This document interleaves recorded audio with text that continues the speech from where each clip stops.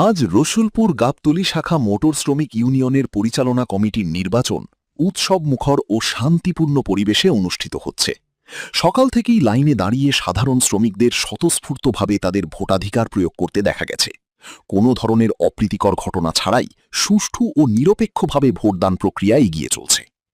চোখ জুড়ানো নির্বাচনের দৃশ্য, রঙিন সাজ, নির্বাচনী এলাকা জুড়ে ঝুলছে প্রার্থীদের সাদা কালো পোস্টার ও ব্যানার, শ্রমিকদের ঢল, কেন্দ্রগুলোতে ভোটারদের দীর্ঘ কিন্তু সুশৃঙ্খল লাইন দেখা গেছে। উৎসবের আমেজ, ভোটার ও সমর্থকদের উপস্থিতিতে পুরো এলাকা একটি উৎসবের নগরীতে পরিণত হয়েছে। নিরাপত্তা ব্যবস্থা, সুষ্ঠু পরিবেশ বজায় রাখতে আইন শৃঙ্খলা রক্ষাকারী বাহিনী ও নির্বাচন পরিচালনা কমিটি সক্রিয়।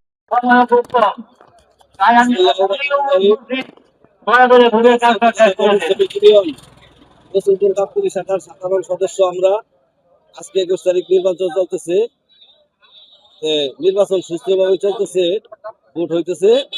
তবে আমাদের বিশেষ ঘোষণা, আমাদের নামাজের বিরতি হবে 1টা 10 এবং আমার ভোট গ্রহণ শুরু হবে।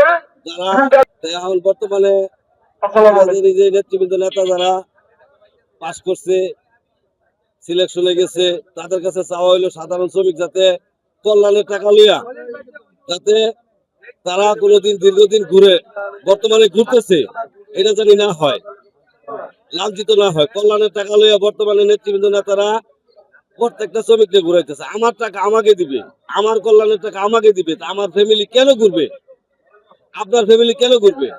এটা আমরা যাতে না ঘুরতে হয় সেই ধরনের সুন্দরভাবে ব্যবস্থা করুক। আর সাধারণ শ্রমিক সুন্দর কোনো সুন্দরভাবে যাতে বিচার আচার পায় সেই প্রত্যাশা আমরা করি।